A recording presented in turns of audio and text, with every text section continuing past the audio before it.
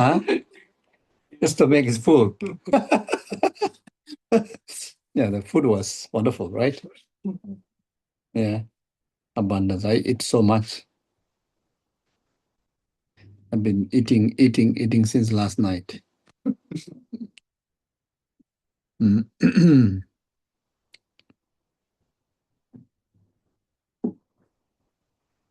Mm. Yeah, so mm, so when we talk about the purification, uh, mm,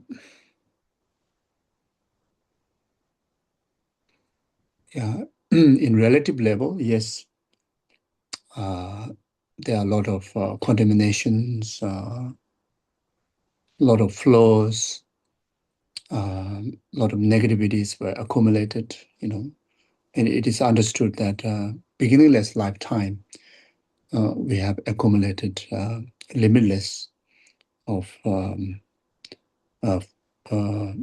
negative imprints, due to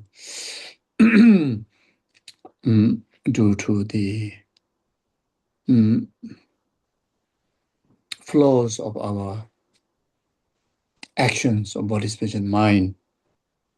Those of the negativities, some of them are due to intention is being negative, even though the nature of the action uh, by nature is not a negative. By nature is not a not a harmful to anybody, but due to having the negative intention, then it lead to the action to be negative, and due to that, then accumulate negative imprints or the negative potentials, which is also called negative karma. And there are also uh, the action themselves, whether it's physical action, verbal action, mental action, mm,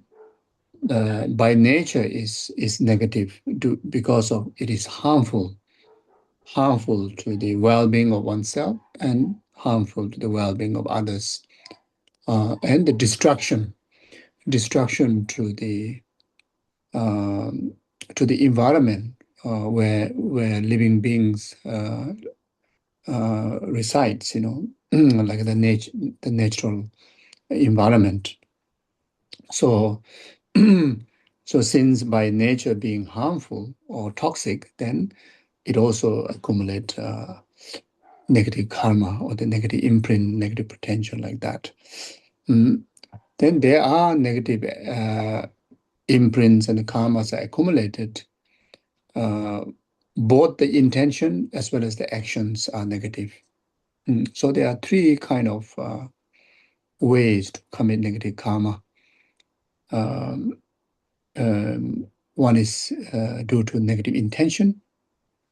Another one is even though no intention, but action itself is harmful.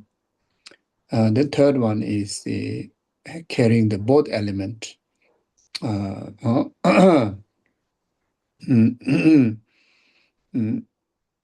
So as far as concerned with mm, the general karma, mm, there are three kinds: positive karma, neutral karma, and negative karma. Or, in other words, the karmic potentials, karmic imprints are the three kinds. So the term of karma that we normally use, even though the word meaning of karma referring to action. So just an action of body, speech, and mind, not necessarily has to be, cause of limitations. Buddha also performed actions. but we don't say Buddha performed karma. Arya Bodhisattvas or Arahats, they also perform actions of body, speech, and mind, but we don't use the term that they perform karma or they accumulate karmic potential, karmic imprint. But all those actions also create potentials, also create imprints. You see, so the commonly the language karma is referring to the contaminated actions, which will leave potential that carry contaminations. So in regard to this karma that we normally speak about, there are three kinds: virtuous karma, neutral karma, non-virtuous karma. All these three are still contaminated. Even is virtuous karma, but still contaminated. Virtuous, why virtuous? Again, it carries three kinds, three ways of creating those virtuous karma. One is power of intention. Another one is the action itself is beneficial. And the third one is carrying the both motivation is beneficial and the action also beneficial. But still, it is a limited action comparing to the action performed by the Bodhisattvas, Arya Bodhisattvas, and the enlightened ones. Due to that reason, even that virtuous karma is contaminated karma. It is a cause of samsara, unfortunately. Even its virtuous karma also cause of samsara. Is it false mind? Is that the false mind? Yeah, it's a contamination. Contamination due to the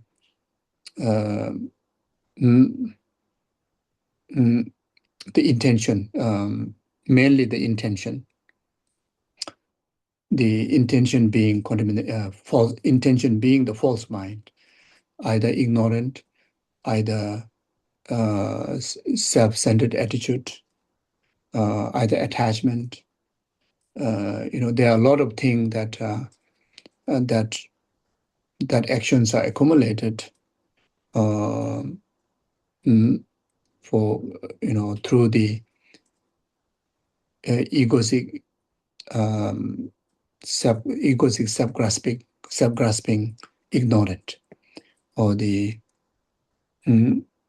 or self-grasping ignorant, which is referring to the ego-centered mind, which simply meaning that the mind, I mean, without the mind, the person have no basis to create karma action. Because of having the mind, then that's why there's a basis of person, or then create the actions. So the mind, which is lacking of wisdom, and that is ignorant. By mind, that which is lacking of the awareness of the understanding of the true nature of the self, at least, and that put our intention or our mental factor in that state of the person is the mind, let's say the ignorant mind of the person.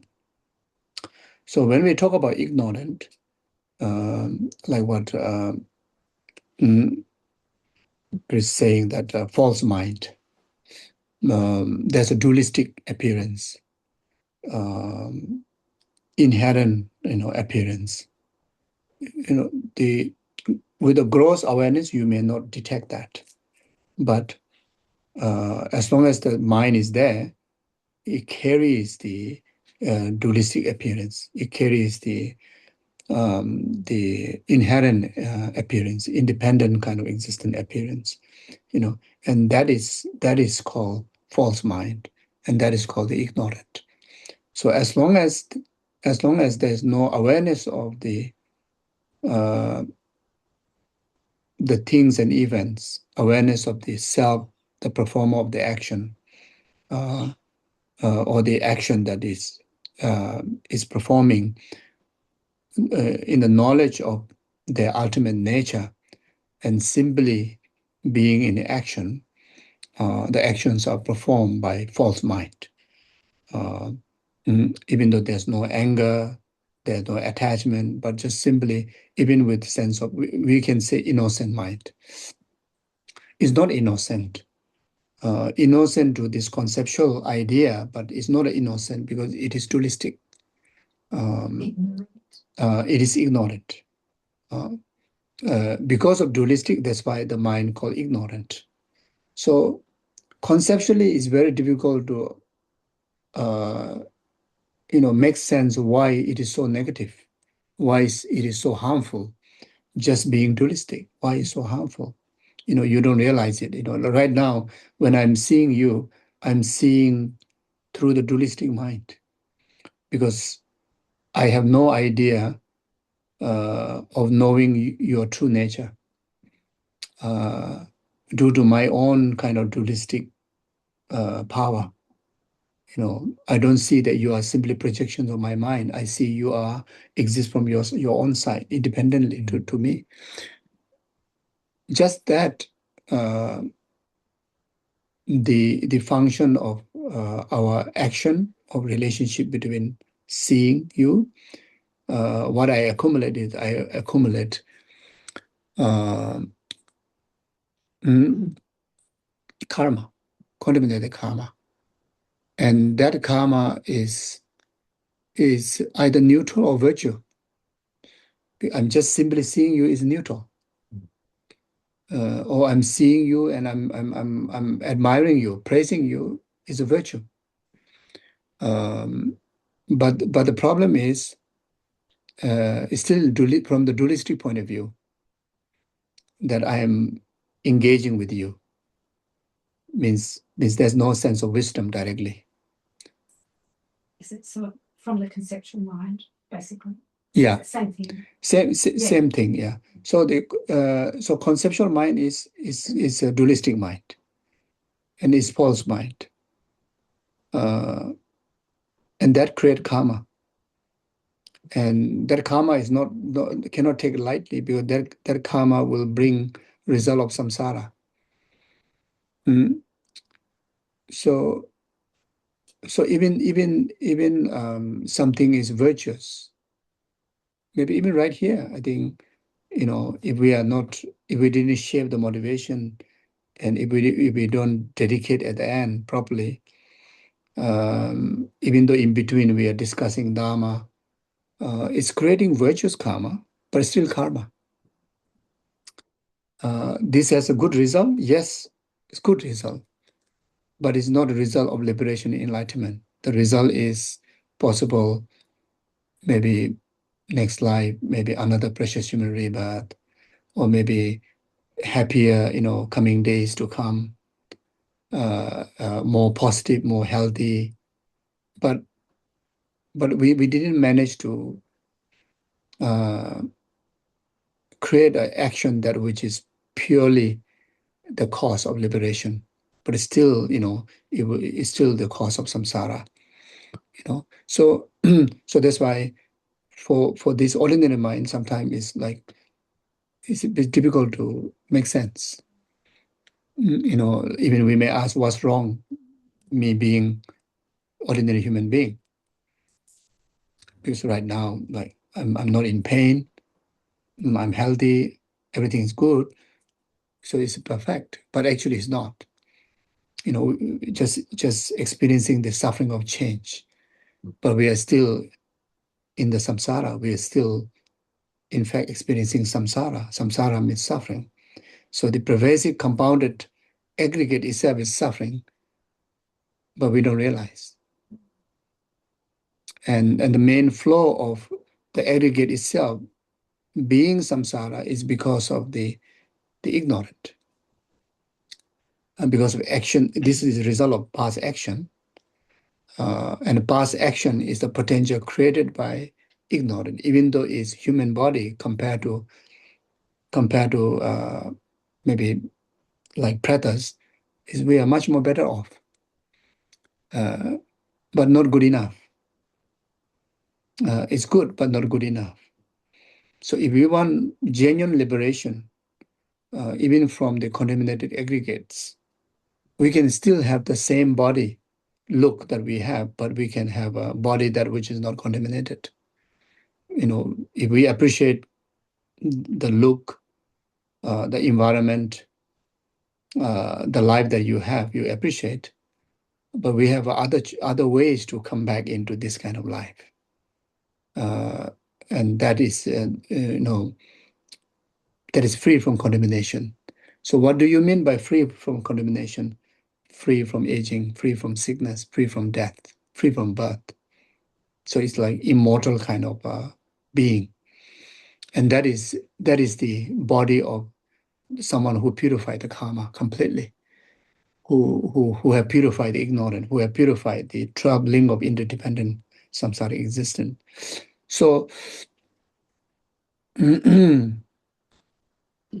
so when we talk about purification, we need to purify anything to do with contamination, whether it's intentional level, whether it's action, whether it's the result of action, how comfortable we may be in this position, we still need to purify ourselves.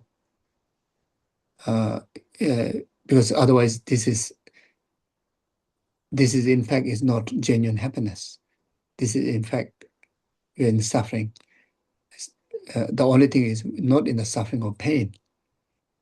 Either it's a suffering of change, very much suffering of change. Like this healthy body is in the state of suffering of change. Because eventually it will change. One day I will die. I die with suffering. If not suffering, I won't die. If I don't suffer suffering of pain, then I don't think there's any other reasons to die, right?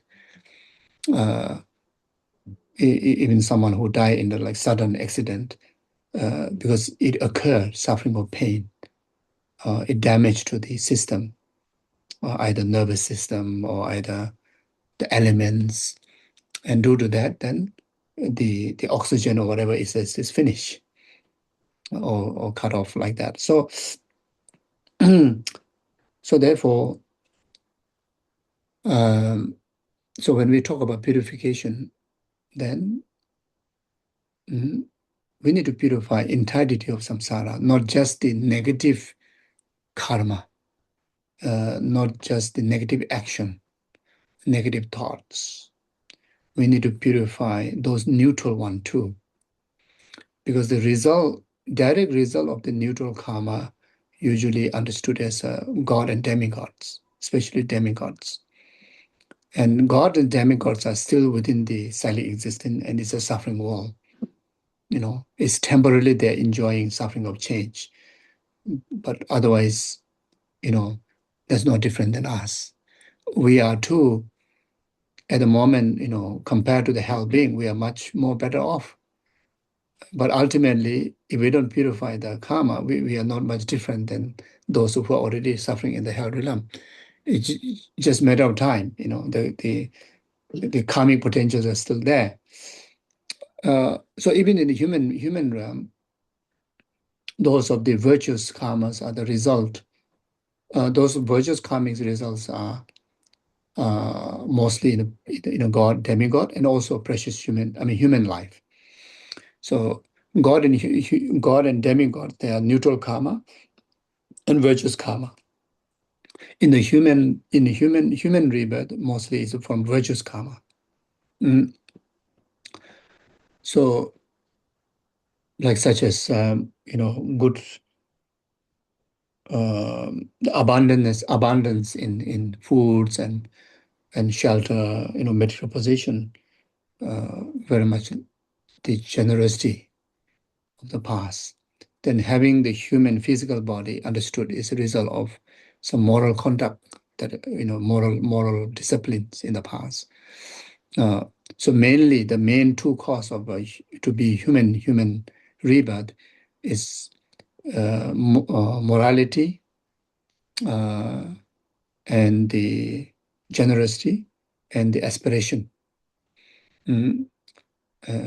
So even it's morality, but not necessarily the moral conduct we are engaging, that karma is free from condemnations also.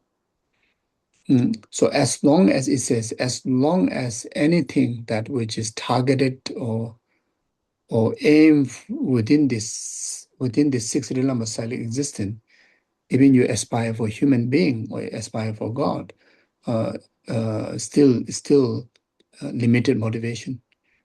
It will not become dharma. So when we want to accumulate any action any causes that will deliver genuine liberation, then our motivation has to be for the benefit of beyond this world. So that meaning that anything that is concern of this lifetimes, concern within the sixth realm, it is toxic. It is limited benefit, and it need to be purified. Need to be purified. Even wonderful virtues it may be. You see, so even when we relate any practices to the deities and Buddhas, or in the name of Dharma, anything we do, but if we carry the worldly concern, then it's polluted. We call the worldly Dharma. So it is not a pure Dharma. So therefore, Buddhist teaching, the first teaching that emphasizes is about renunciation. There are three principal aspects of the path. The first one is renunciation, then the right attitude, and the right wisdom. From the Mahayanic teaching, then renunciation, bodhicitta, emptiness. These are the three principal aspects of the path. So in order to make any of our actions of body, speech, and mind becoming right cause for liberation and enlightenment, then it has to be influenced by three principal aspects of the path. Otherwise, it looks outwardly, it may look so wonderful, beautiful, amazing, but then it's still accumulating, it's still causes of samsara. So that's why even like doing charity is so amazing. It's so beneficial. But from Buddhist teaching point of view, just being generous is not good enough. You need to be generous with a heart of free from worldly concern. You need to be you should do generous selflessly. So there need to be an element of no self-centered purpose. And then free from worldly concerns, for including of praise, acknowledgement, etc. And for the benefit of others.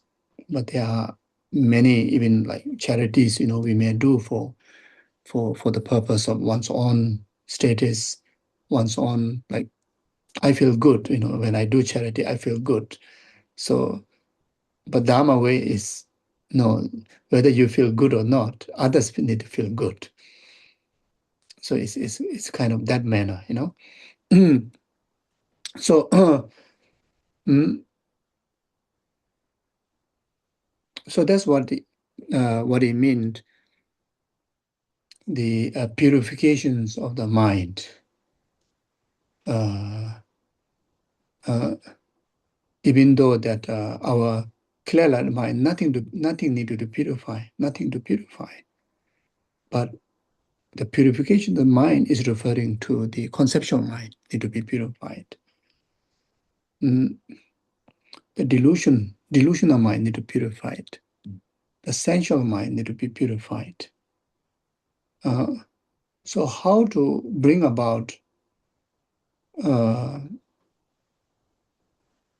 the purification of the conceptual mind, and that can be only done through the tools of the serviceable mind and the wisdom of emptiness. That's the only way.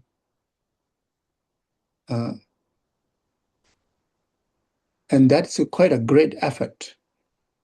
Even achieving Bodhisattva path, even you have developed genuine bodhicitta, not necessarily you are free of conceptual hallucinations.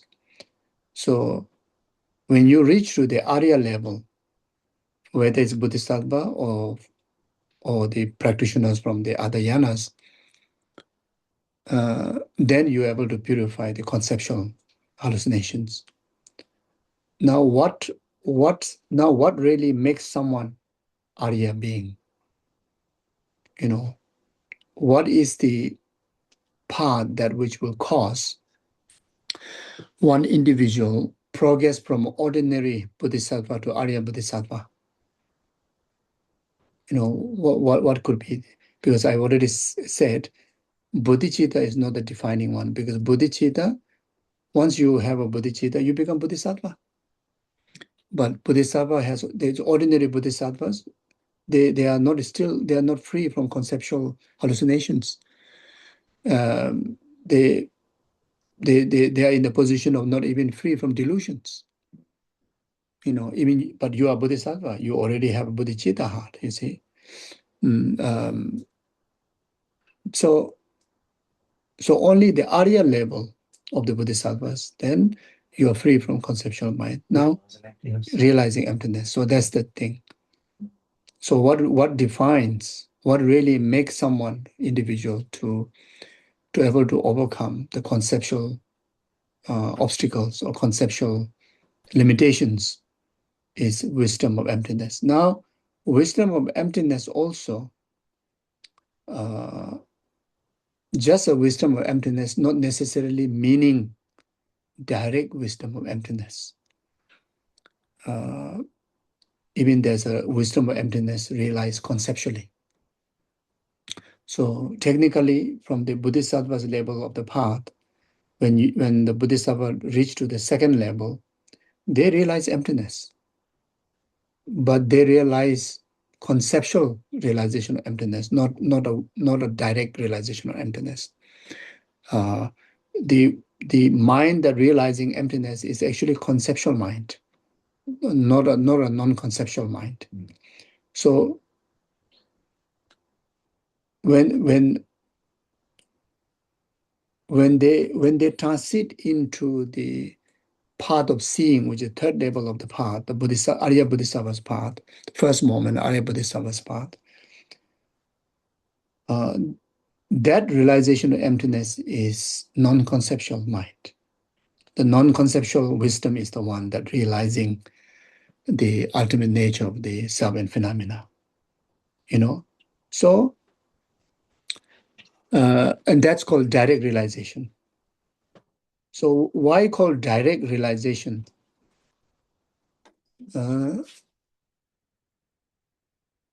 Why call direct realization? There's a term they use, direct realization of emptiness. But realization of emptiness already happened before. So now why something called direct? And now it already shows that before was indirect. Because one was the conceptual. Yeah, because of the conceptual. That's why dualist still carry dualism. So that's why it's not a direct. So direct here is very much like nakedly. There's no any layers, whether it's reasoning, whether it's examples or whatever it may be to realize in the wisdom. The moment you contact with the object, the wisdom directly see it is ultimate nature, which is the Arya Bodhisattva level's quality. So therefore, just realizing emptiness is also not good enough. Just realizing bodhicitta is not good enough. So you need to realize a direct realization on emptiness. Now you need to know what makes you to be able to realize emptiness directly. What is the main causes and conditions that will lead for us to that common wisdom of understanding the emptiness nature of phenomena. Now, how to say, get to the next level of seeing directly. The main cause is on the basis of the wisdom, understanding correctly the definition of the emptiness. You need the serviceable mind, shamatha. So you say shamatha or the serenity. So without the serviceable mind or the shamatha mind, even you know the definition of the emptiness so correctly, even you do how many years of meditation, you won't able to realize that the ultimate nature, just the way how we is supposed to realize directly. So therefore, you need to develop shamatha. As far as concerned with the wisdom of emptiness, there's not many kind of word, for us to really to learn the meaning of what it means emptiness. What we need to do is we need to keep familiarizing the meaning that we understood.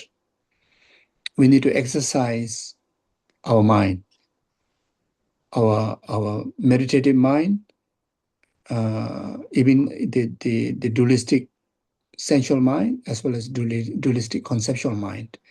We need to exercise. We need to, in other words, we need to train, or we need to meditate. So how to do that? Like just as like, you say, what is the definition of emptiness of person? I say, definition of the emptiness of person is person lacking of substantial existence, or person lacking of inherent existence, or person exists interdependently, dependent on cause and conditions, is not independent, lacking of independent, lacking of permanent existence. So,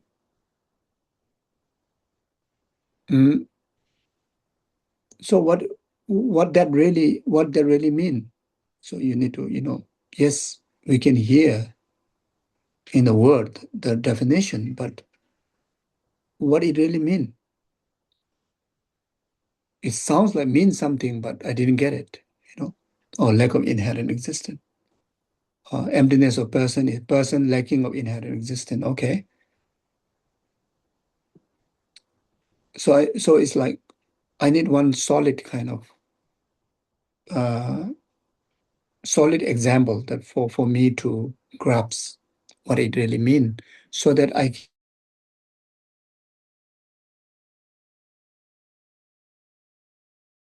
can take into exercise. Dream, stars, illusion alike, illusions. So these are the greatest example that which forever use. Okay, now you say, I understood now. I really understood what it means a person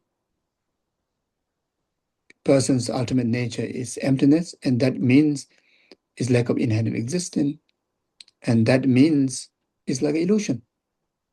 Means exist but do not exist. I understood. Now you need to exercise to your mind, right? Now you need to, whenever you look yourself into the mirror, whenever you think of yourself, yeah, in every doings, about to walk, to sit, eating, everything. We need to exercise by telling ourselves, illusional like me, doing illusional like walking. It's not saying illusion me, because I'm not illusion, but I'm illusional like, definitely illusional like. Like an illusion is so vivid out there, but then if you go to investigate, analyze, you cannot find even one tiny moment or substance that can be defining or it exists from its own side out there, or independently without the mind kind of designing, that's something out there. So, and that is very logical. It's not just kind of like like imagining. It is really logical. It's common sense. If we think this level, we can accept easily. Literally, if I go to search myself from crown to toe in the body, I cannot find. Obviously, it's, even in the relative language, you never say me, you say my head.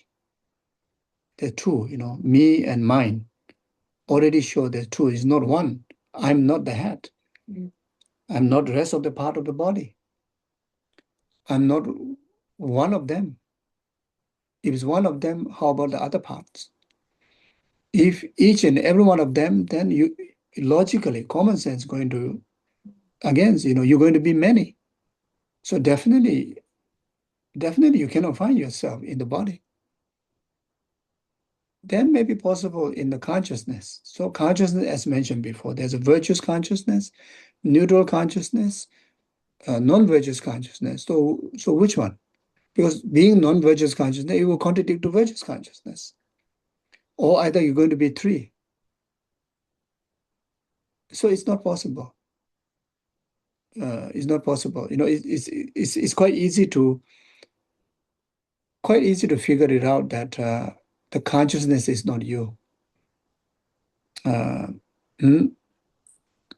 Both the body and the mind does contribute to the existence of a person, but they are not them, but they are not you. You see, so we need to exercise. Whenever we see, to the sensual mind, the moment I see myself in the mirror, I start to need to use a language that I'm seeing illusional like myself. In fact, that illusional like me here is no different than the one that I see in the mirror. Because in the mirror I see, even you say, this is me, you will point finger, this is me. But you go to search, it's not there. Exists but do not exist. And exactly, in fact, exactly, it's like this aggregate is like your mirror. The aggregate is your mirror. And this person is just simply reflecting inside there. It's there but cannot search, But there's a steps. It's easier for us to make sense in the mirror out there, but it is still harder more subtle to make sense to this mirror of the body and the mind. But otherwise, actually, it's the same. So we need to exercise. which we call analytical meditation. So this is meditation. So not just observing. So this is a big meditation, you see. So this is how let's say the great philosophers, they do. The majority of their time they spend in doing analytical meditation, debate, discussion is meditation. What we are doing is meditation, you see. So we need to do this in our day-to-day with ourselves, by ourselves,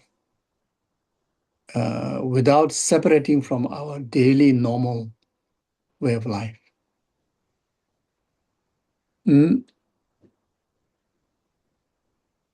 of course, time to time, then whenever we get opportunity, or whenever we really kind of come to a good conclusion of that meditation, that observation, we say, oh, literally, I do not exist at all.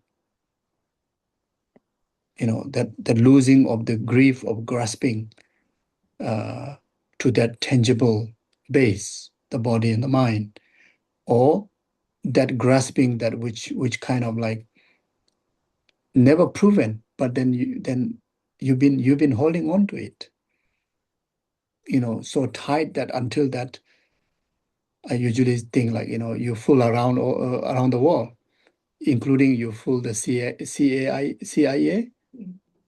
Even the United States, they say it's even Australia, right? The border is so strict, right? And we managed to fool because you show the passport and they believe this is you and they send you. Yeah, but actually it's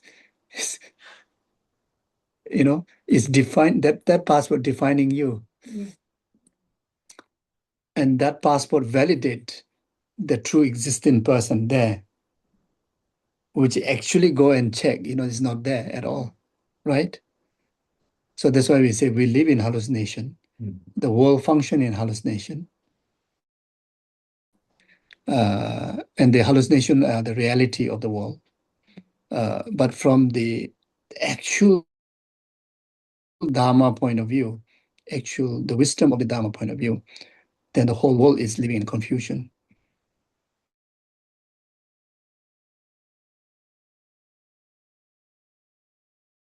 And false kind of, yeah.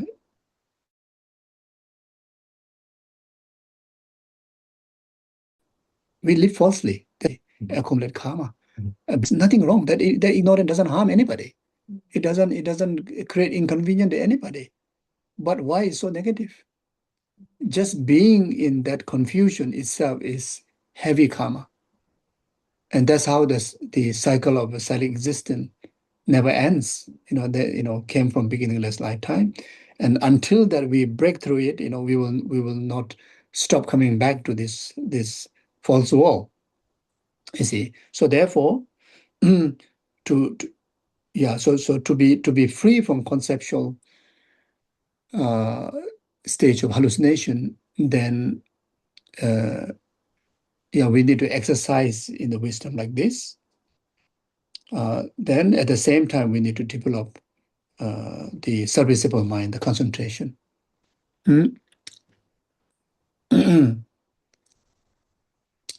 So of course, if you interest or if you want to be more kind of serious in dedicated training, then of course there's the whole teaching dedicated for serenity, the concentration, shamatha, especially if you refer to the Lama Tsongkhapa's Lamrim in the English translation on the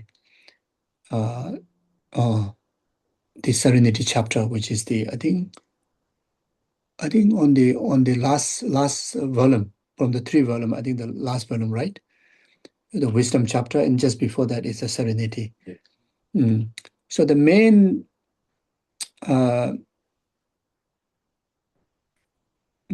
teaching train on the serenity is mainly to work on to the two faults of mind, two obstacles of the mind that will lead to a serenity state of mind, which is one is called the lazy mind, another one is distracted mind. The laziness and distractions. And very simple. The two antidotes are mindfulness and introspections. So very much these two things, like know what is to be cleansed from our system and by what antidote to able to develop one-pointed concentration, mindfulness introspection, and to purify the laziness and distraction. Now, if you want to elaborate this one slightly more detail, you want to do more systematic, more detailed, systematic way, then they are called the 5 faults and 8 antidotes. So today we don't need to go through that, but you can easily find in the text. So 5 faults. So the 5 faults are very much more kind of the loose, the flow from the two, the laziness and excitement. So if you go more detailed than 5 faults, then the 8 antidote is very much from the two, mindfulness introspection. You go more detailed, then there's 8 kind of antidotes. Like an example, faith. Faith is one of them, like that. Now you go slightly more detailed than that, then there's the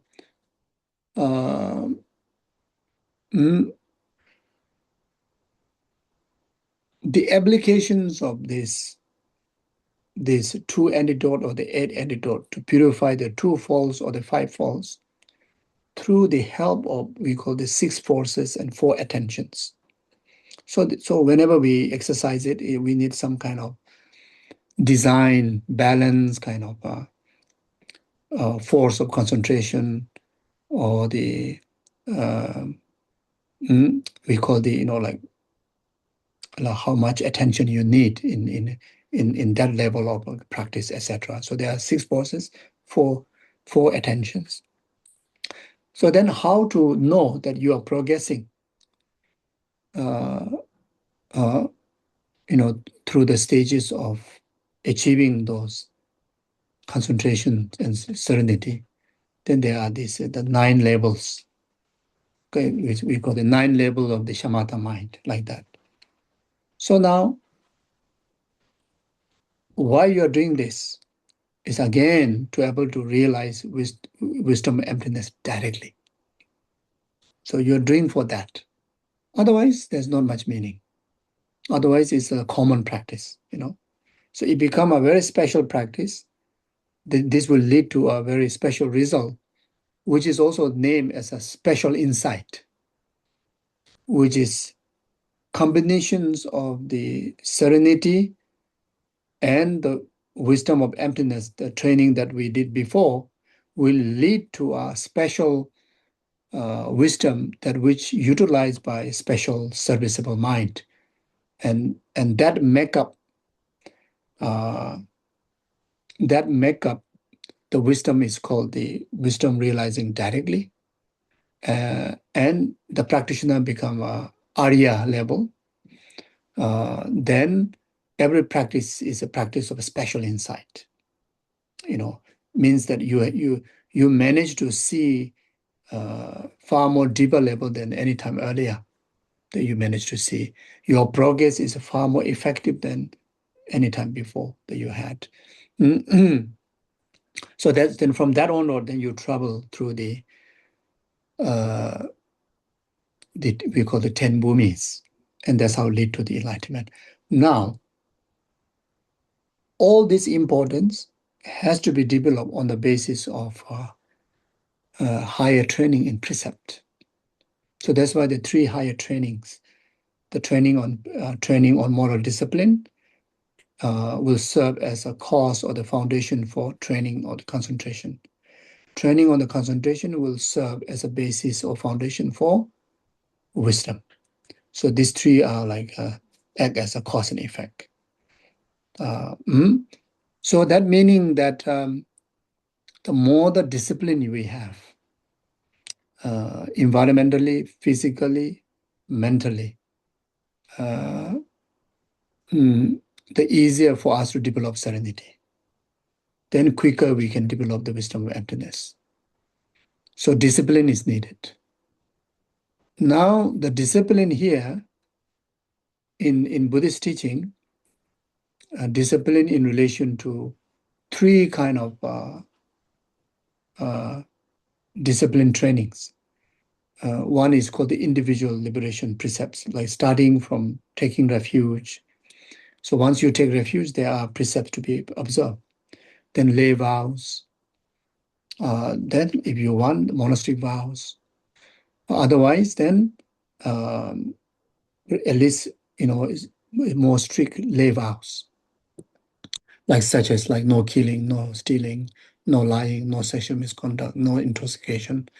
The stricter that you are in, easier to develop concentration, easier to develop wisdom. Then Bodhisattva precepts. If you want to take more precepts, Bodhisattva precepts. So there are plenty of Bodhisattva precepts, 18 and 20, 26, like that. Then tantric precepts. Then on top of that, day to day, the common kind of ethics, good human ethics. So the more you discipline, the more discipline you have with all these ethics, easier to progress on the spiritual path. So when we think about, like, I think any religion, but especially like Buddhism, the more serious practitioner you become, naturally, understood that you become more disciplined, because the seriousness is very much defined by how much of precept you are upholding. So therefore, in the Buddhist practice,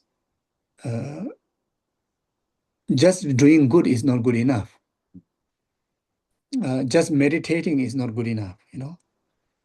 Just understanding intellectually is not good enough.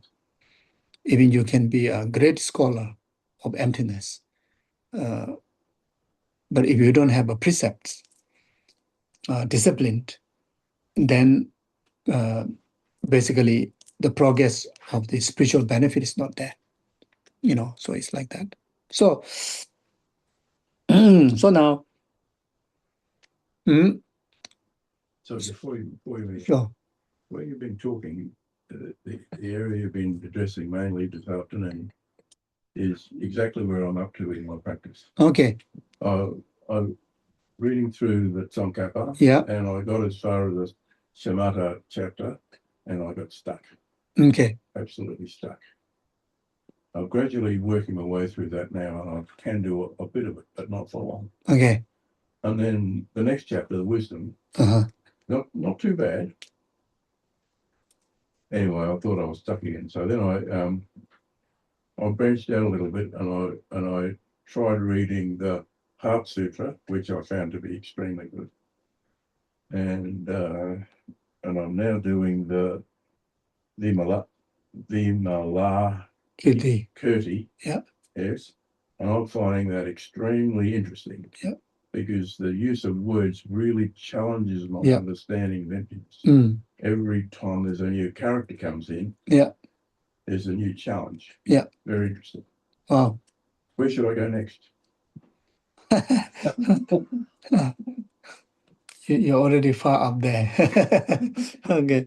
I want to push it. What you're talking about today is that's pushing where I'm up to. Yeah. So I want to read more about that. So I think need to you rightly said, you see, especially when you talk about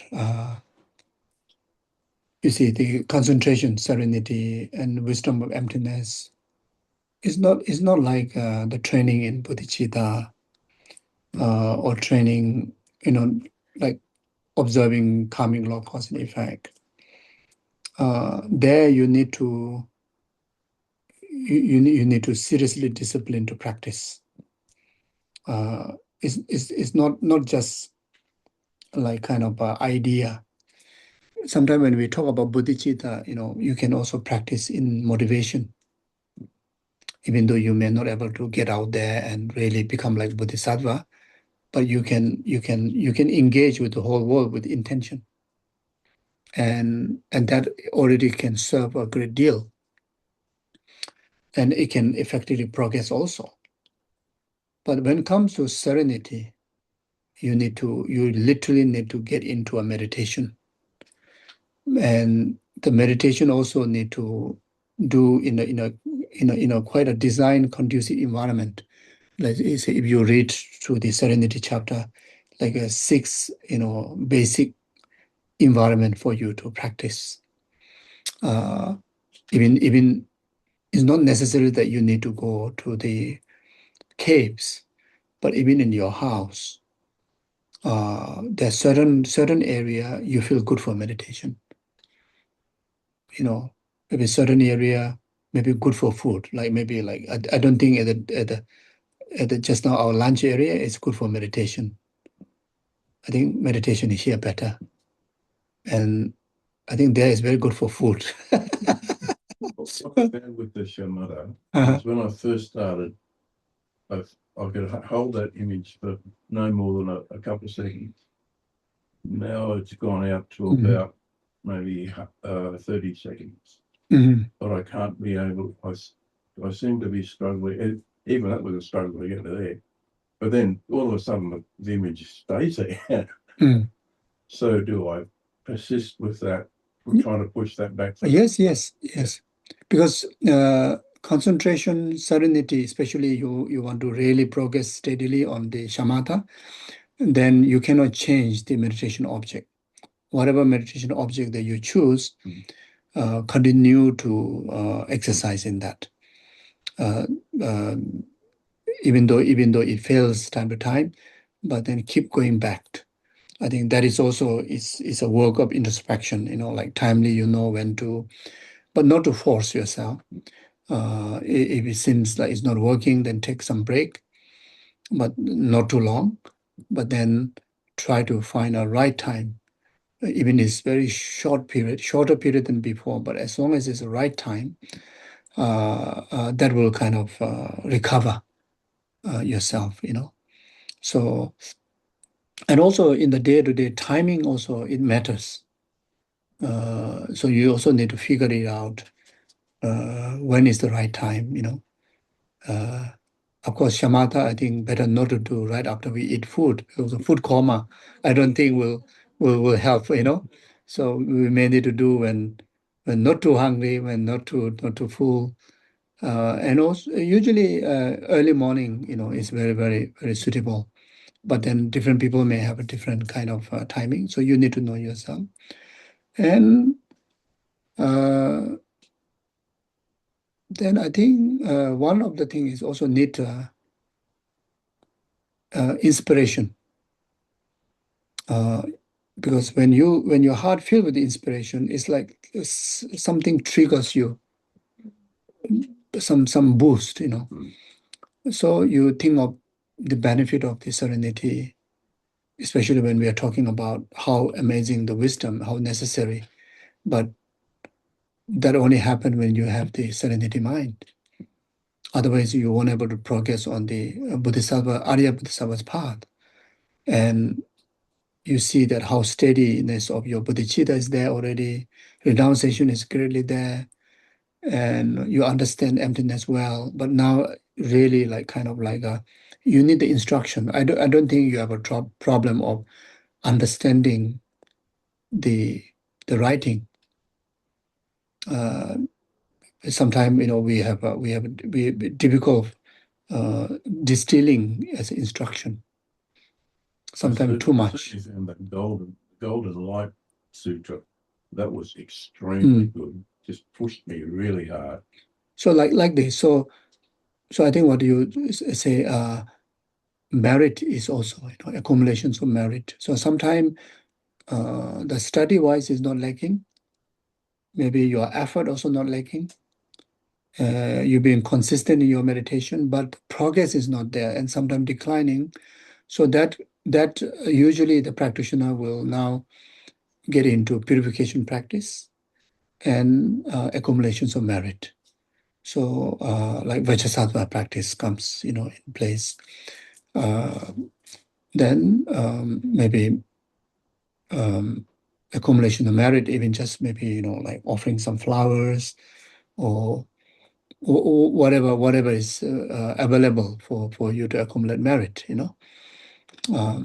So there are many, like usually like you use the 7 limbs of practice if you want to refer to sadhana.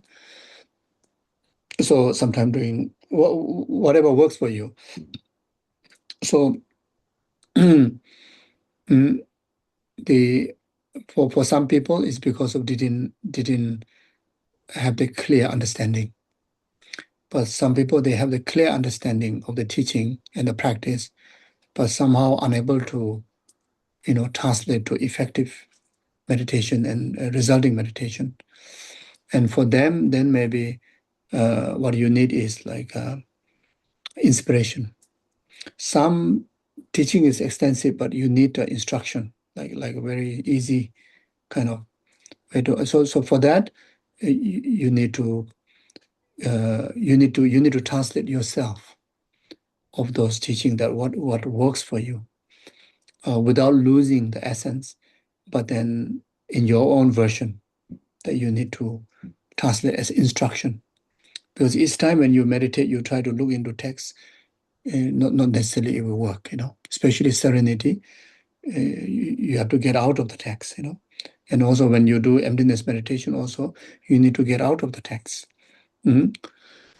Then if that also intact but is still not working, then accumulations of merit, purification practice. So meditators, they always integrate preliminary practice, Ngondro practice, like Vajrasattva, one of key practice. And that is mainly that they know everything, they're doing everything, but obstacle can occur. Maybe obstacle is not a newly created obstacle, but the obscuration obstacle that imprint the accumulated from the past. So for that, then they do Vajrasattva. At least at the end of the day, you at least do 5-10 minutes of Vajrasattva practice, like that.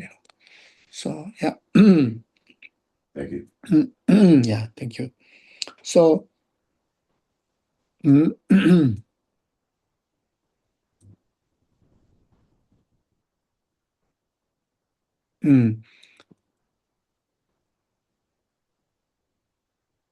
so the purification of the conceptual mind, this is the only way. There's no other way. Through shamatha and wisdom of emptiness. Even bodhicitta won't able to purify the conceptual obstacles. So now, to purify the delusion,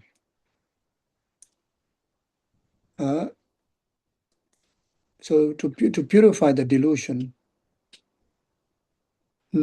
first we need to know the definition, the characteristic of the delusions. And that is that can be the main challenge. Maybe more challenging than to know the definition of the antidotes. Like let's say by now, like you know about emptiness, you know about shamatha, you know about bodhicitta, you understood, and you even express it. But now if I ask, all this, of course, you do to purify yourself. And as mentioned before, purification-wise, the conceptual mind, and then the delusional mind. Now, if you want to purify the delusional mind, first of all, do we know well about the delusions? Do we know, let's say, ignorant, we roughly mentioned about what ignorant is. But what do mean anger? Do we understood well what anger really is? we may have understanding of anger that kind of bursting out with the wrong words and like shouting here and there. But that is not just anger. This is very gross. Yeah. Really subtle. Really subtle. So in order to purify the anger from our system, we need to know the definition, like the great Dhammasungkhapa. In order to negate the negation, first you need to know the negation. Like even like if we want to, how to say, get rid of a thief, so we need to catch the thief, then only can able to get rid of, right? So the delusions are like a thief for our inner peace, our happiness, our virtues. So effectively want to purify, we need to know them well. So now, let's say when we talk about anger, there are many delusions, but let's say these major delusions, let's say these 3 root delusions: ignorance, attachment, anger. Then 6 root delusions, add up with the ego, pride, and doubt, like that. So anger means the impatient state of mind, called anger, impatient state of mind. So now we have to ask ourselves, do I understand what exactly it means, impatient state of mind? Or impatient, okay, maybe can understand roughly, but actually sometimes it's also difficult to really understand. We're very familiar with the word, and we very much define, in the very gross kind of scenarios, but not really the emotional level, the deeper mental level. So impatient state of the mind.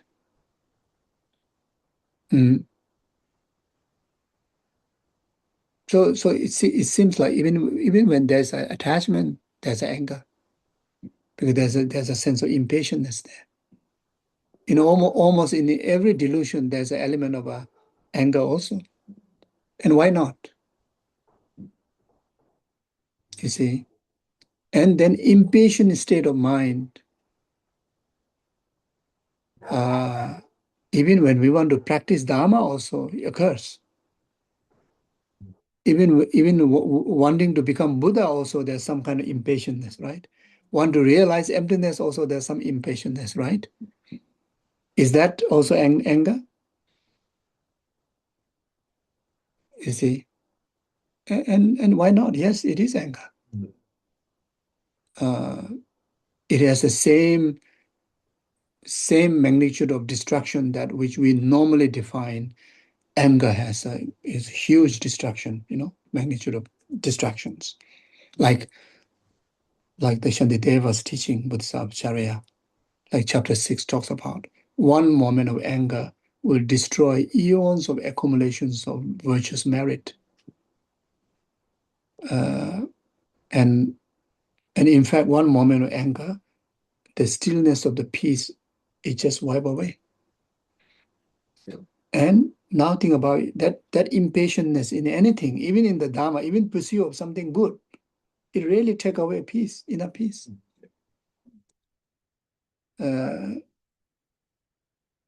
So that's quite obvious, It really take away inner peace. Even let's say if we want to do pilgrimage, if there's no sense of kind of like settledness in the journey, if you stay in impatient, you'll be unhappy. You won't able to enjoy fully every present kind of the present moments, whatever present to you. Maybe you may not even like walk properly. You may not feel the ground. You may not feel the breeze of the air. You may not see those. There's so many things to see on the the side of the road, etc. Like let's say when we travel on when we're walking, sometimes feel like, like even though you think that you have nothing to do and you're just simply taking a walk, but actually state of your mind is actually in the state of impatient, because you are not really walking in peace. You are kind of like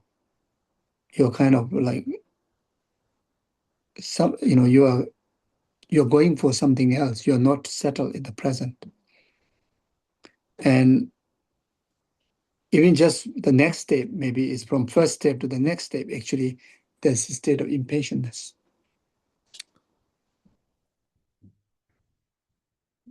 I remember, some of you may have met Lama Zopa Rinpoche.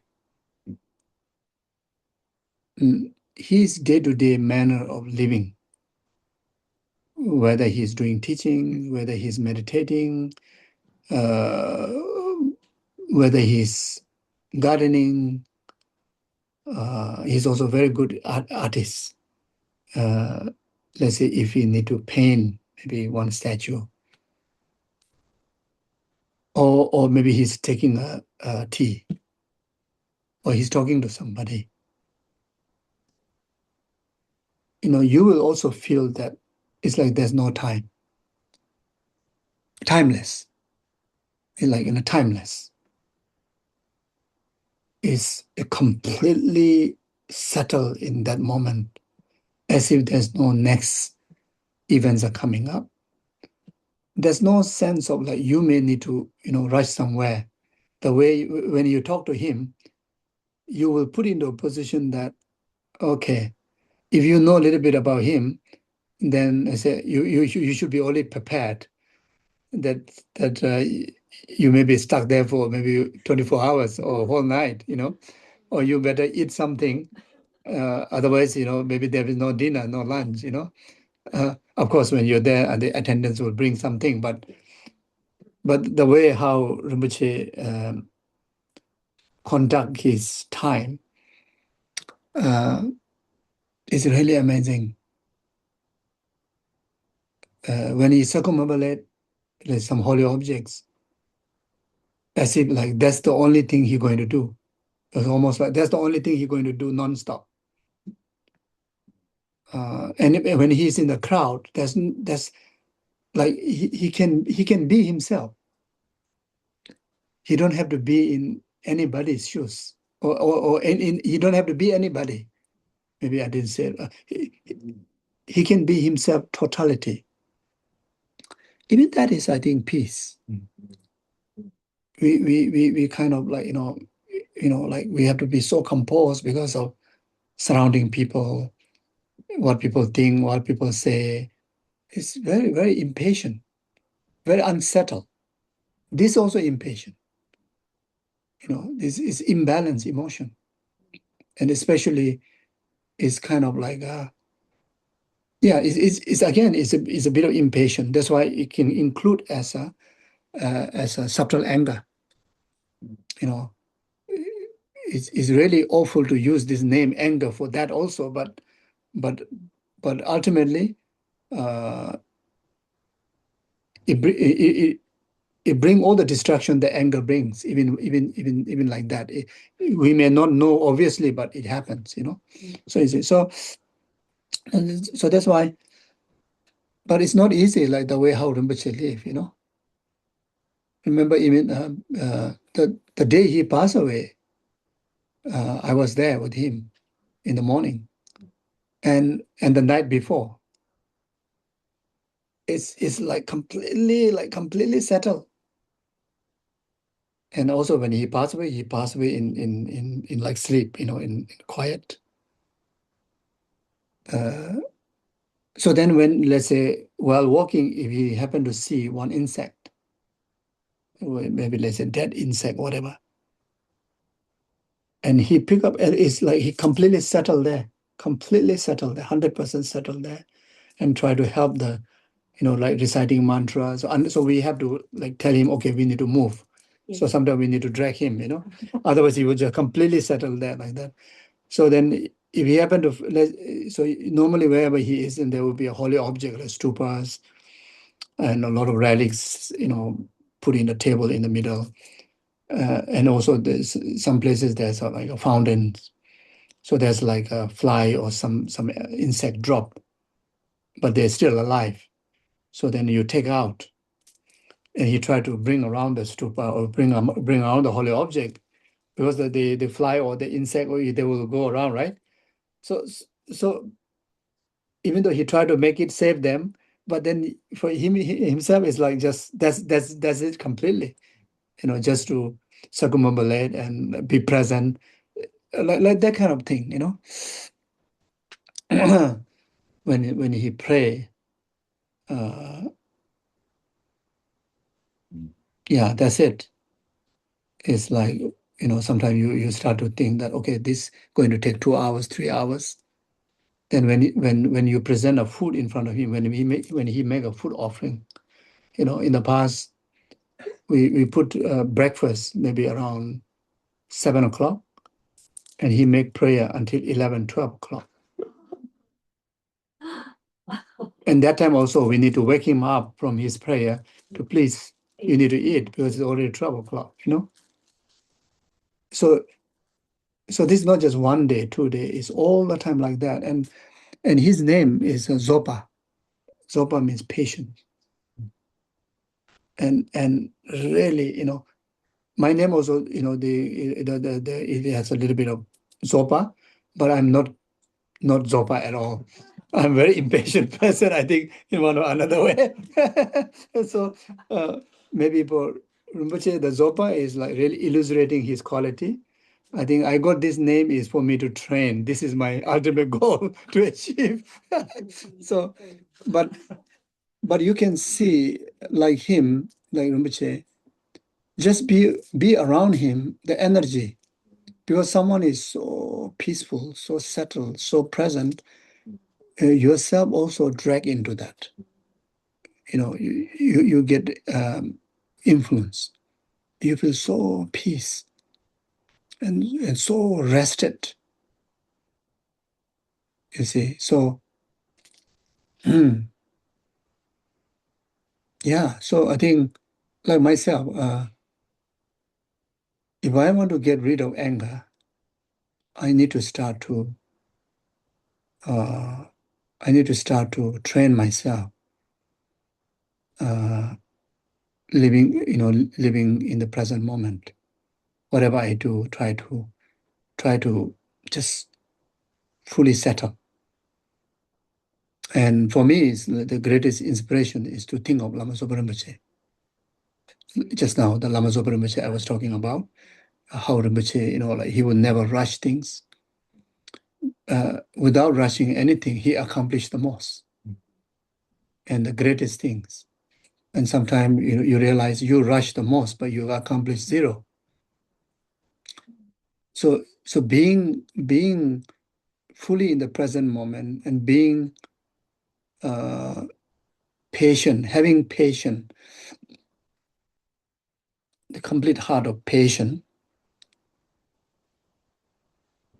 I think make you achieve anything. Like anything is possible. I think anything. I think even something like good thing or bad thing that you need to get rid of. I think as long as we are patient enough, I think we can achieve great thing. So yeah. Otherwise, like so much stress, right? Everywhere. Eating also stress, sleeping also stress, because sleeping sometimes I find like you kind of like a design. Okay, I need to go to sleep, and then when you cannot fall asleep, that's very stressful. So why can't like do like Rinpoche? If you don't want to sleep, just stay awake and do something meaningful, right? Why you need to sleep? Because it's so tiring. And then if you want to wake up, even wake up 3 o'clock, wake up and do something. Maybe do work out, like spiritual practice, like you have so much to do. You don't even need to get out from the house. You just get up and you do meditation, you do shamatha. You have a lot of time before family members wake up, right? But then you force, forced to, I need to sleep until sunlight comes. And that's very stressful. That also become impatient. So Rinpoche is like this. Rinpoche, he don't sleep. He don't sleep. Forever he don't sleep. You see? And so I think his real sleeping time is like when he get into absorption meditation. This. You see, and that time is like he observes silence, certain period of time silence, and like that. So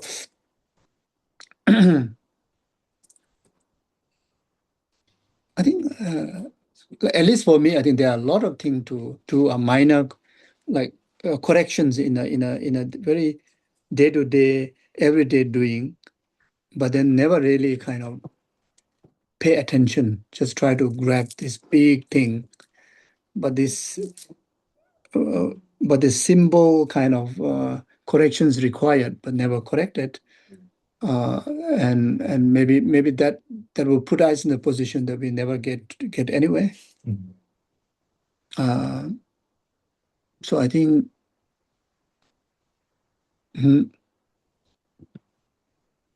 I find attachment is very tricky, but then it's quite easy to kind of divert. Anger is really subtle. I find ignorance is also not as bad as anger.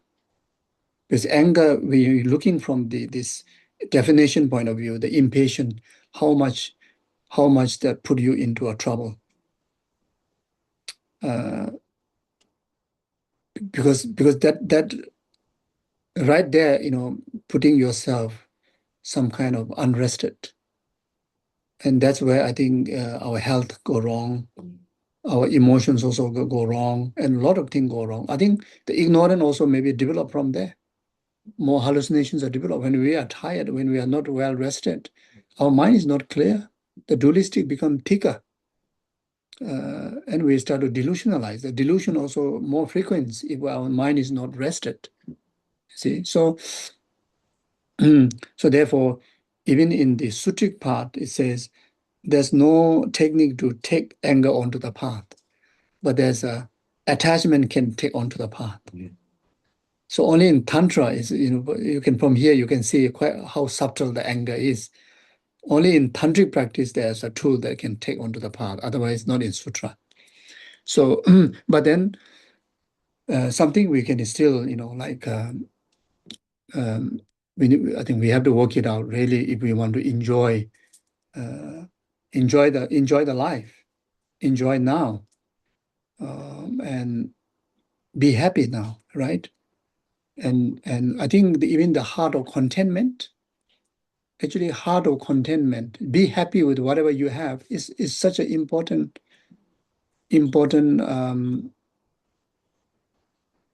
knowledge, important benefits that we can enjoy. But if our mind is not fully settled, our mind is not pacified from this impatientness, I don't think we can be kind of like a contented. Because the heart of contentment is like kind of, again, rested mind. Heart filled with appreciation, heart filled with present. So if our system is impatient, how to have that, right? Yeah. So that's why the breathing does, the deep breathing, especially using this the third level of breathing that I shared this morning. When you breathe out, you breathe those impatient, those toxics, those unsettled, unrested kind of energy, everything, take it out. And you breathe in, just simply kind of like be aware of that breathing, which is itself is like bringing yourself in the present moment. For me, I find it's very effective. And you can feel right there, the body also become lighter. You can see all the stress to the body also kind of releasing it. Mind become clearer. And you naturally kind of like lead to becoming more happy, more uplifted, you know. Yeah, so so the antidote for the, to purify anger, we are talking about purification. So purify anger, patience is direct antidote. But that is, we already see, it's quite subtle. Word is very easy to say, but really to take into account is not so easy. Now another direct antidote for anger is impatience is compassion. Maybe generating compassion is easier than reaching to the present or complete patient state.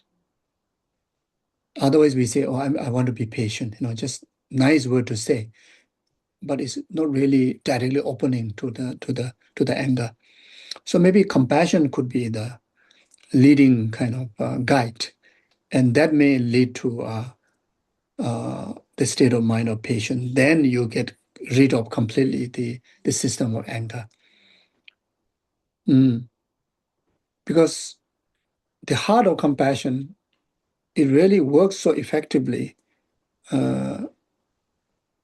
Not only when we get upset or angry or impatient about others' action, but there are a lot of times we are impatient about our own being, our own situation. Nothing to do with anybody else. It's just about yourself. Now, the definition of the compassion is not wanting suffering. And I want to cause and condition to elevate from the suffering. Now, you apply the compassion to yourself. You say, obviously, anger already destroying our inner peace.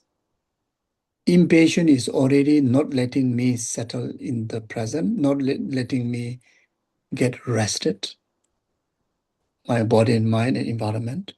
It really stirring up. So it's really disturbing.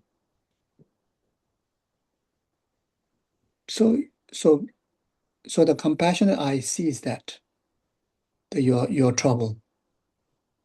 Now you need to cause and condition to elevate yourself from that.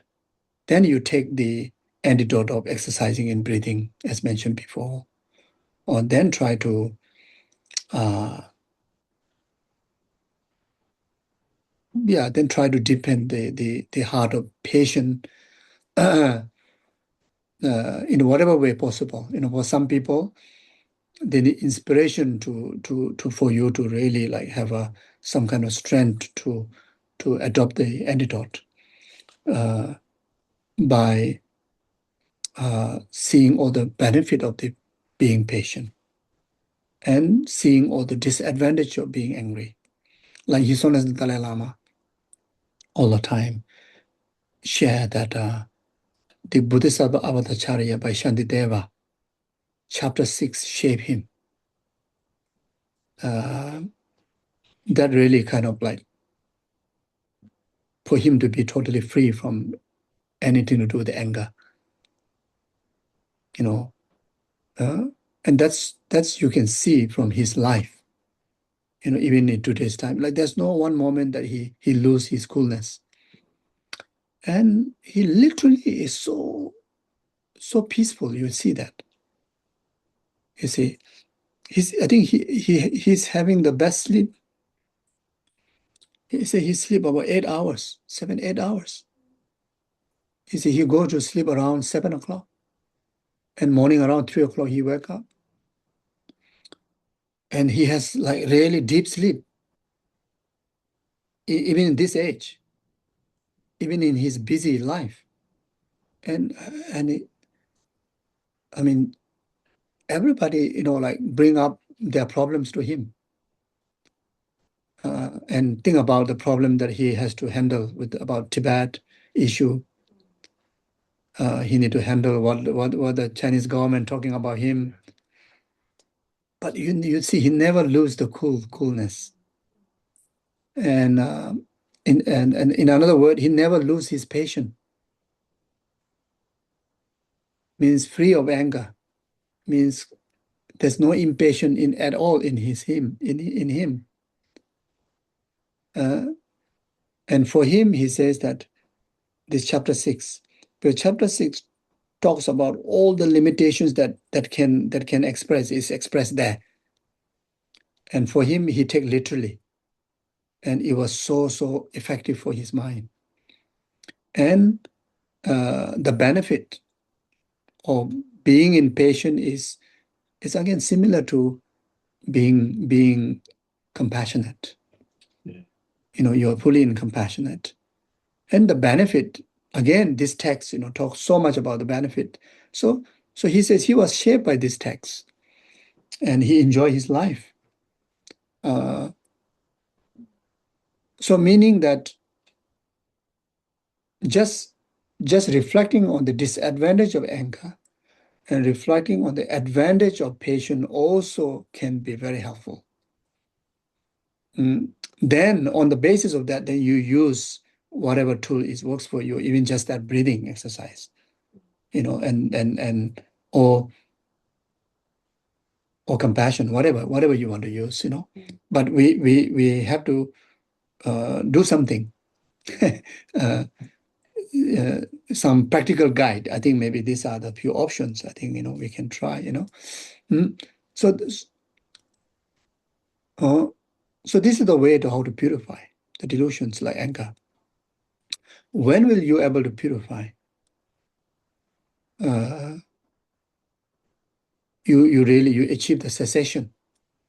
And how you define you achieve the cessation of that particular negative emotion when the antidote becomes spontaneously arising into you. So now in this point, in relation to the anger, the patient now become heart of patience or compassion is naturally abiding in you. No need reasoning, no need to motivate, or no need to apply. It's always there. So even the moment you see the any sign of triggering of your mind, the antidote is fully occupied your system. Now, how to get to that? And that is repeatedly exercising. Repeatedly exercising, repeatedly meditating. In other words, habituating our mind. Why we are without wanting, we get angry. Even we do not want to get angry, we get angry because we accomplish the meditation on anger. So meditation is simply meaning habituation, having the habitual pattern in our mental system. Now we need the similar habitual mental pattern in our mind in relation to compassion and patience. But how to do that? Repeatedly reminding into our system. For that is do meditation. Again, the meditation. So meditation again divide into two, right? Analytical meditation, observation meditation. So like remembering the flow of the anger as many times as possible. Remember the benefit of the patient as many times as possible. And try to heart occupy with compassion again and again. Whenever it's possible, just use the compassion to kind of express your heart. So by keep doing it eventually it become natural arriving to your heart. And that day, then you realize the path. So that's the only way to get rid of, right?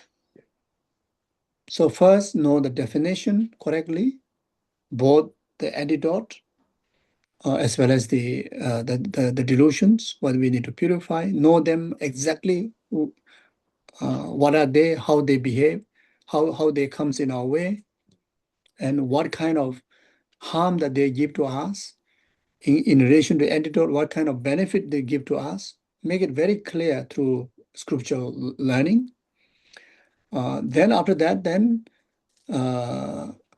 we just need to take into exercise. So that's the only way, I think, So that's how to purify. Now, in relation to purifying attachment, again, similar thing. We need to know the definition of attachment. So it's very tricky. Attachment, just attaching to something, not necessarily can be bad. I think attachment grasping is bad. Attachment, mm,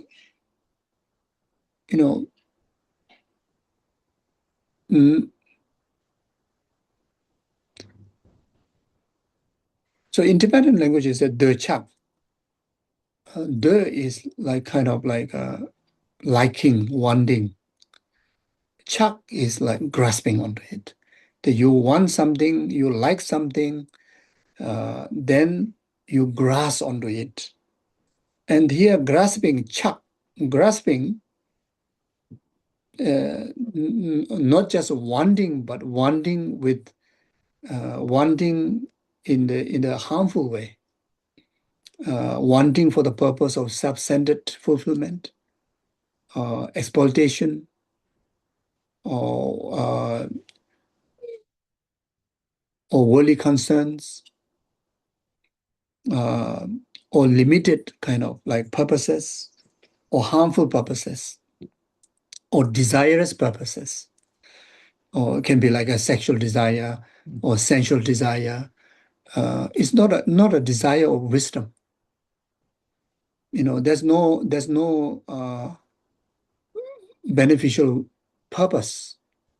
Simply because of I want it and I have to have it. I like it, but why you like it, you don't really know. Is it like it with a valid kind of reasoning, or like it just simply because of the dualistic view that presented through your eye, or your concept, or your culture, or could be anything, or ignorant itself is the one that expressing my liking, or maybe anger is the one playing another role. I like it almost like Carrie, I don't like it something. So just to cover up that part, and you kind of like express liking. So as I mentioned before, the anger is like, it's very sneaky, everywhere actually, So, but in English language, attachment, I don't know what exactly, what you would understand. I don't know exactly. But in the Tibetan language, it's quite clear. Docha means it's something to be purified. Chakpa means not necessarily chakpa. Chakpa means like kind of like wanting. Chakpa means like, how to say? Attach. No, you can attach to Buddha. Why not, right? You say I'm attached to these holy objects. They are so precious. I attach to my family. I attach to good people. I don't attach to wrong people. It's okay, is it? No? How do you know? We're all the same. Yeah. So that's why sometimes even the wording, the word, I think sometimes we didn't kind of like loosely discuss. We just like hang on to one statement or one word, and one word meaning. There could be many meanings, right? So But in short, anything that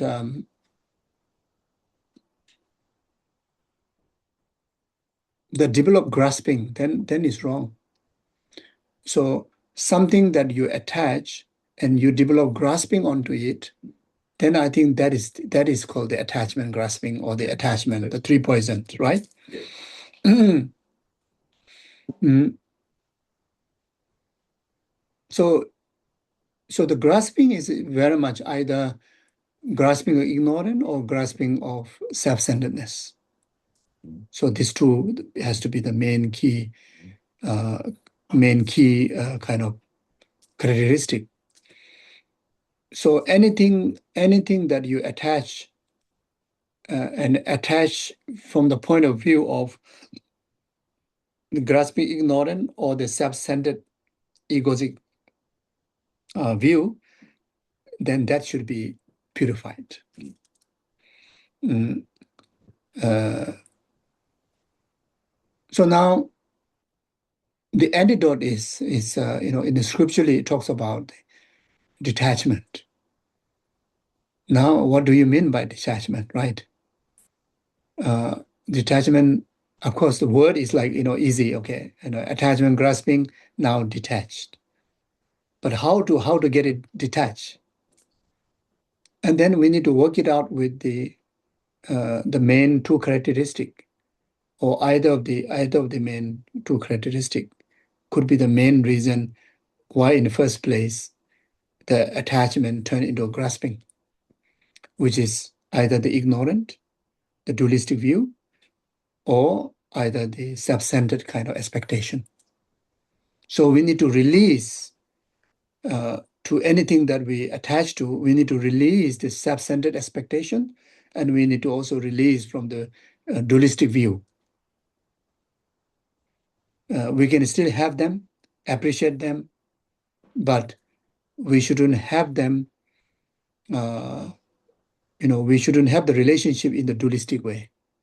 When there's no dualistic, there's a selfless. There's selfless relationship. Since there's a selfless relationship, then the thing that you like, if anything goes wrong, there's no harm. It won't hurt you because there's no grasping or fixation from the dualistic mind, right? So therefore, we can have everything we like, but we have them without attachment. We can have best of the health. We should go for it, but that also shouldn't attach. Simply meaning shouldn't grasp onto it. We can have all the goodness of the world. Nothing wrong with that. But it become wrong. It goes wrong the moment you start to grasp onto it. The moment you start to attach onto it. You see? So even enlightenment, you should go for enlightenment. You should like Buddhism. You should like Buddha, but don't grasp onto it. Don't attach onto it. You should like your guru, but don't attach onto it. You see? In our 7 prayer, the last one I think says free from attachment for friends and hatred for enemies. Yes. Very interesting. Yeah, exactly, right? Attachment from friends and free from hatred from the enemies. Yeah. So it's okay, we may not like somebody. We want to be distant from somebody. Other people may distant from us, but then not to have aversion. Free from aversion. We have our loved one, families, but it is wrong to have attachment grasping because that will give so much pain when the separation comes. Now, ultimately lead to our own life. And the most attached object in our whole life is our body. Yeah. And this reality one day we have to go through the separation. Yep. And that's most hallucinative, most painful if we don't have a practice. That's what it says, right? So now the exercise is we should respect our body. We should take care of our body. We should like our body. This self-respect. We shouldn't dislike our body, but we never should attach our body. it simply meaning we shouldn't have any grasping to this body. Now, when we talk about grasping, like grasping ever permanent. So if we don't, if we release from attachment to the body, we release from the grasping or permanent grasping for the body. We respect the body, but we don't respect as it is permanent, it's a perfection, is the best, because you're going to decay. You see, so that communication between yourself, your mind, and your wisdom in relation to your body and your life is day-to-day communicated. When the death comes in our way, it's like kind of easy to let go. At least we be free from the suffering of separation, right? I think that goes with also the rest of the loved one. So for the body, there are meditation that we, even exercise, visualizing your own skeleton. You visualize right in front of you, your skeleton. Or you even take out like one by one the skin, then, you would still attach, because the truth is, you just like kind of like feel clean, feel so nice just because of the skin, and also, the attachment to other bodies, others' body. So also, one of the antidote is to visualize the skeleton of that person. In some institution, I think in Taiwan, they literally like display the skeleton and ask to meditate.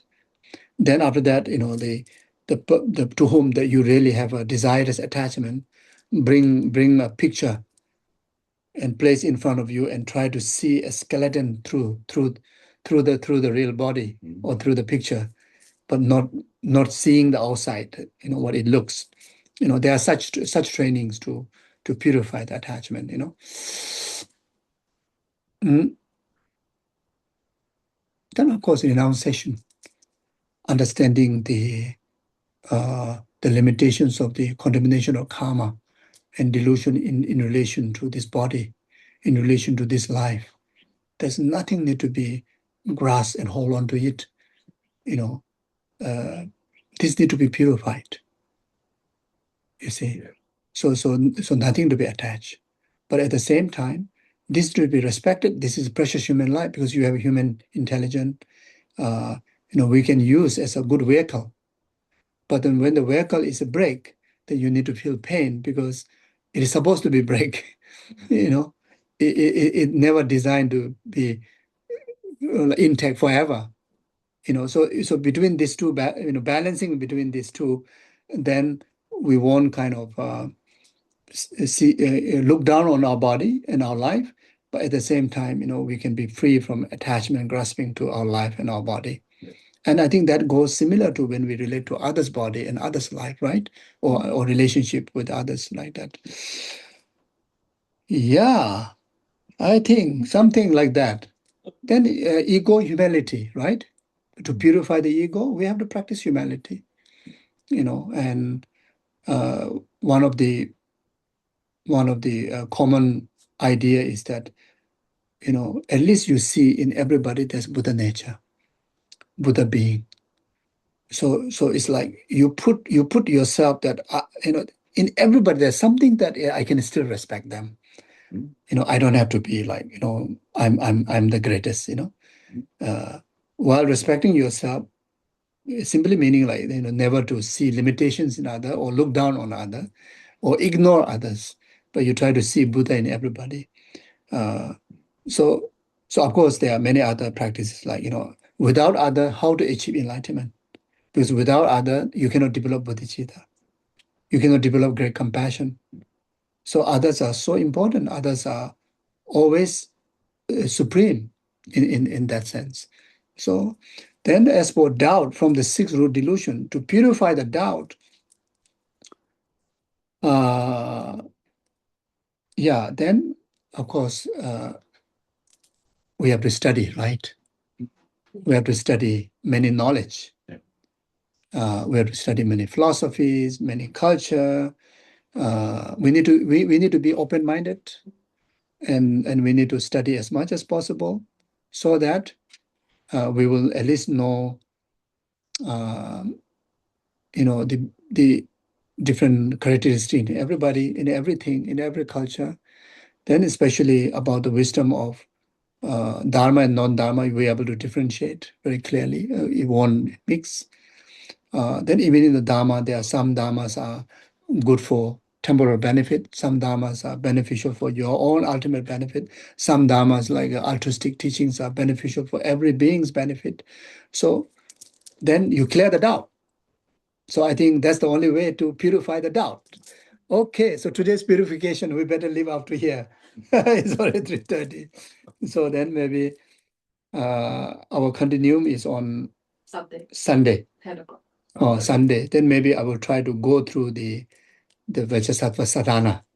So they are like kind of taking some kind of daily yoga practice for purification. So maybe, so today I think we are more general, and I think this idea we can take to purify anything that we wish to purify, right?